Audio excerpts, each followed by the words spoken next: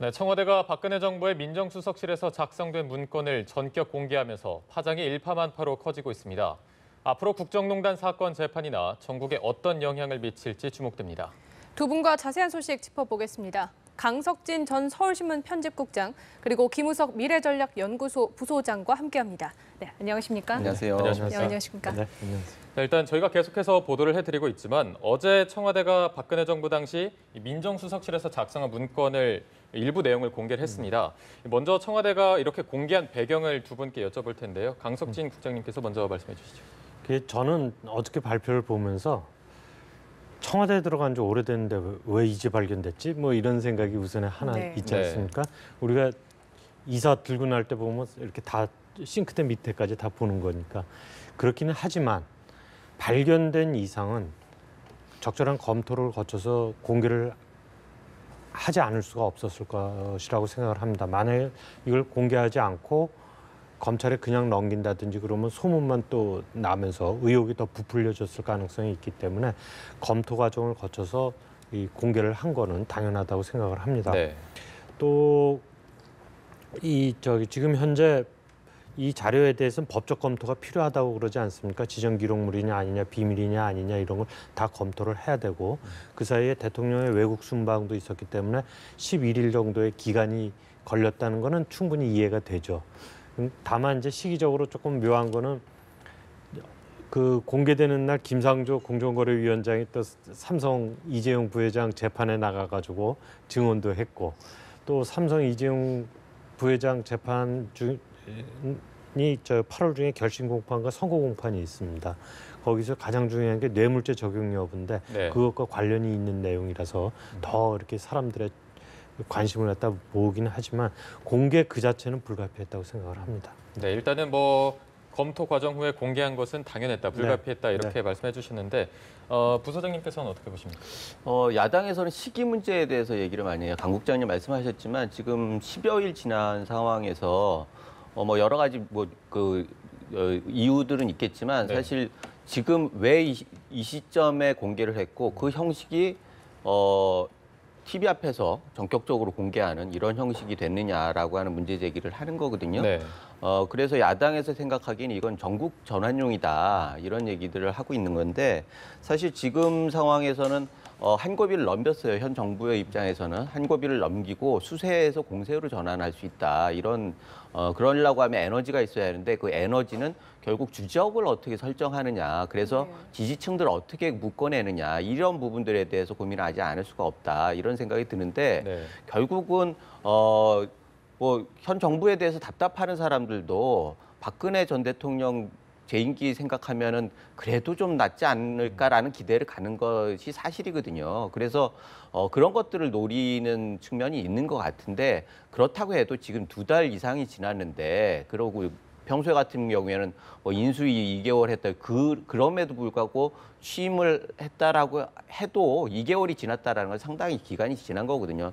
이제 대외 외교도 상당 부분 했고 이런 시점에서 반사 이익만 노리기에는 좀 너무 아니한 거 아닌가라는 생각이 들고 사실 이제부터는 정말 문재인 정권이 어떤 그림이고 어떤 방향으로 가야 할지를 국민들한테 적극적으로 설득하고 설명하고 이해를 구하는 게 중요하거든요.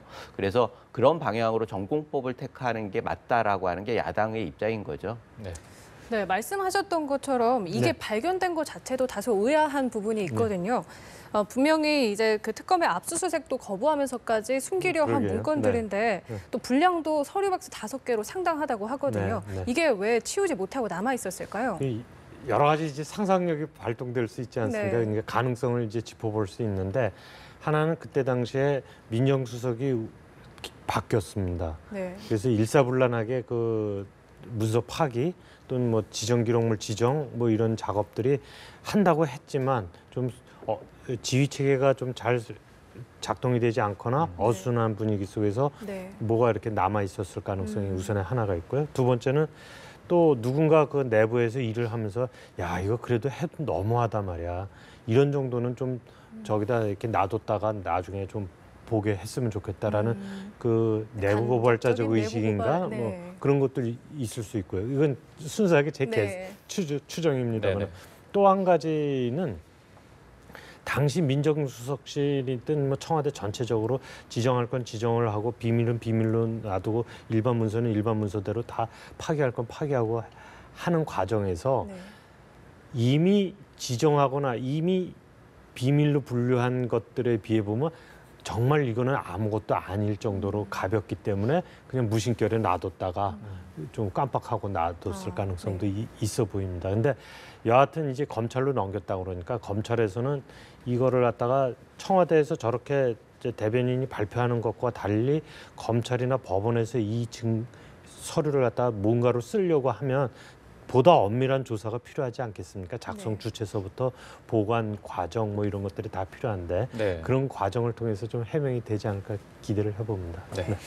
자, 일단 여러 가지 가능성에 대해서 짚어주셨는데 저희가 공개된 문서 내용들을 하나씩 살펴보겠습니다. 준비한 화면이 있는데 함께 보시면서 이야기를 나눌 텐데요. 일단 삼성 부분부터 살펴보면 삼성 경영권 승계 국면 기회로 활용이라는 문구도 보이고요. 또 뭐 경영권 승계 국면에서 삼성이 뭘 필요로 하는지 파악, 또 삼성의 당면 과제 해결에는 정부도 상당한 영향력이 행사 가능하다 이런 문구도 보입니다. 이런 부분으로 볼 때 경영권 승계 과정에 어떤 개입한 정황이 드러났다 이렇게 볼 수가 있을 것 같은데 이게 국정농단 재판에 얼마나 영향을 줄까요?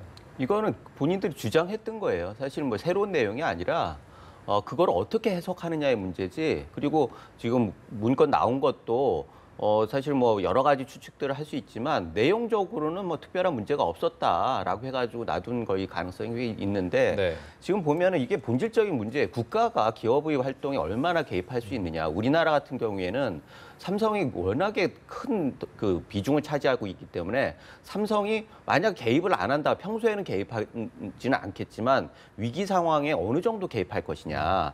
만약에 개입을 안 해가지고 삼성이 외국계 그 헤지펀드 공격을 받았지 않습니까? 네. 그렇다고 하면은 삼성이 외국 기업이 돼버리면은 국가에서 삼성을 어떻게 컨트롤할 방법이 없는 거예요. 그렇게 비중이 큰 기업인데 그런 면에서 국가에서는 어떻게든 개입을 해야 하는데 위기의 상황이기 때문에 이걸 어떻게 개입할지에 대해서 작전을 세웠다 이렇게 볼 수 있는 거고 그 기회에 삼성 같은 대기업이 국가 경제를 위해서 어떻게 기여할지에 대해서 국가에서 일정적으로 압력이고 충고고 이런 것들을 할 수 있는 기회가 생겼다라는 얘기를 하고 있는 거거든요.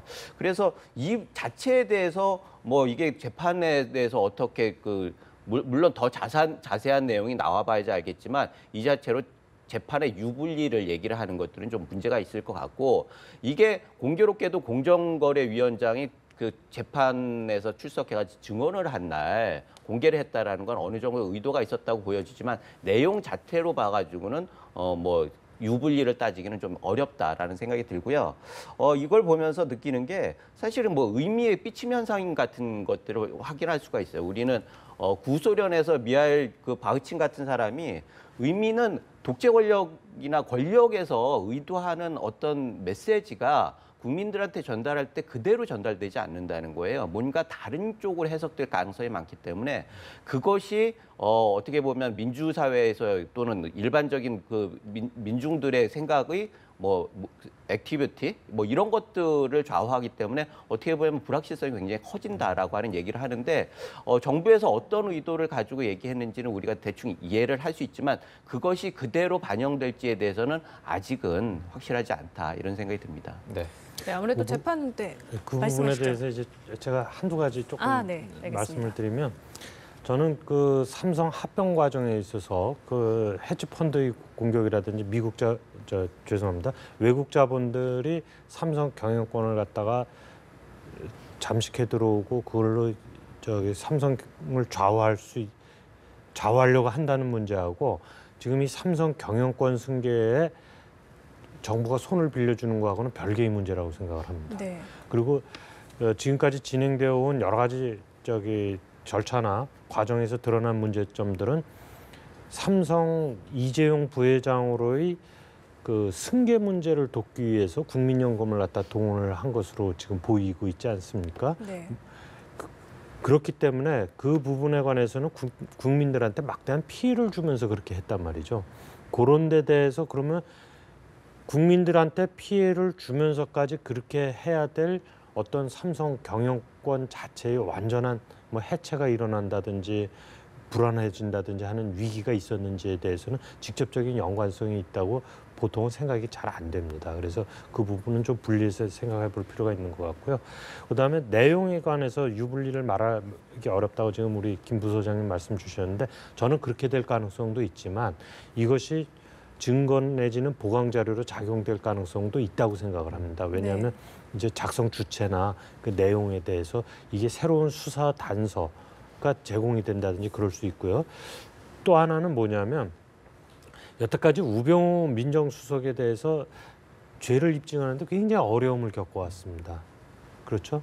그 뭐 증거도 별로 없고 본인 업무하고 관계가 없다든지 뭐 이런 식으로 해서 막 빠져나가는데 요번에 그 밝혀진 문서, 발표된 문서 가운데 보면은 민정수석이 이런 일까지 했었어라고 생각될 만한 민정수석실에서 발견된 문서인데 민정수석실의 평소 업무하고는 전혀 관련이 없는 업무들까지도 거기 다 돼 있단 말이죠. 삼성에 관한 것도 있고 뭐 블랙리스트하고 관련된 것도 있고 그렇기 때문에 우병우 민정수석에 대한 수사에 있어서 새로운 단서를 제공을 할 가능성들이 좀 있겠다 싶은 생각이 듭니다. 그래서 증거 내지 보강 자료로서의 의미가 그렇게 없는 것은 아닐 수 있겠다 이렇게 생각을 합니다. 네. 거기에서 조금만 제가 뭐 대체적으로 찬성을 하는데 제가 생각하기에는 지금 국민연금이 단기적으로는 손해봤을 수도 있어요. 그러나 장기적으로는 판단이 달라질 수 있다라고 하는 생각이 드는데 국민연금이 원래 생길 때의 목적이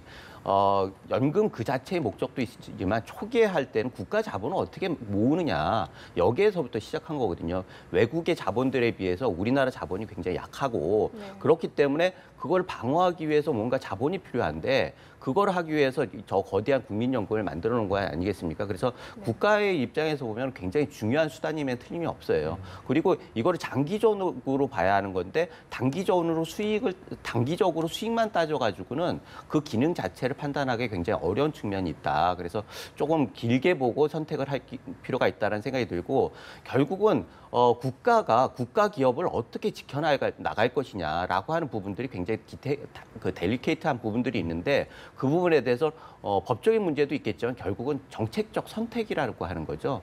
그래서 만약에 이재용 부회장이 승계를 하지 못하고 다른 대안이 있었다라고 하면은 그 대안을 선택할 수도 있는 건데 지금으로서는 현실적으로 외국의 자본이 들어와 가지고 삼성을 가져가려고 하는데 여기에서 대항할 수 있는 건 승계밖에 없다라고 하면은 그 승계를 돕는 게 어떻게 보면은 국가를 위해서 굉장히 의미 있는 일이었다라는 생각이 들고 그것은 어차피 법원에서 갈려질 얘기죠. 판단을 할 일이고 그건 법적인 판단이고 정책적 판단은 정치적 판단과 정책적 판단은 어떻게 보면 선택의 문제이기 때문에 법원에서 다뤄질 부분은 아니다. 그런 면에서 우리가 국민연금 자체에 대해서 원래 설립된 목표를 생각해가지고 정책 수단으로 어떻게 활용할 것이라고 하는 부분들은 좀 장기적으로 생각할 필요도 있고 또 이번 정권에서도 그걸 손발을 다 막아놓으면 정책적 수단이 없는 거예요. 그래서 외국의 자본들이 끊임없이 공격을 해올 텐데 그때 우리가 어떻게 해야 할지 그런 부분들에 대해서 숙고를 할 필요가 있다. 이런 생각이 듭니다.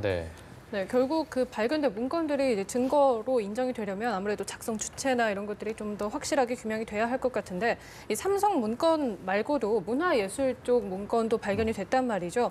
자막으로 나가고 있겠지만 문화예술계 건전화로 문화융성 기반 정비라든지 여러 가지 그 문건들이 발견이 됐는데 이런 것들이 지금 도종환 신임 장관이 공언한 블랙리스트 진상 규명에도 상당한 도움이 될 거라고 보십니까? 그런 측면이 있죠. 사실 그런데 문제는 이거 진상조사 규명 같은 경우에는 지금 검찰 수사를 하고 법원에서 판단을 기다리고 있는데 이 부분에 대해서는 도 장관이 가가지고 그 진상조사를 하겠다라고 하면 어떻게 보면은 승자가 과거의 패자에 대해서 정치 보복을 한다는 인상을 줄 수도 있어요. 그래서 굉장히 신중해야 한다라고 하는 생각이 들고 어차피 이 부분에 있어서는 사법기관의 판단을 기다리는 게 더 현명한 거 아닌가라는 생각이 들어요. 그런데 그럼에도 불구하고 문화부 장관은 이런 일이 다시 반복되지 않을 정책적인 안전장치들을 어떻게 만들 것이냐라고 하는 건 굉장히 중요하죠.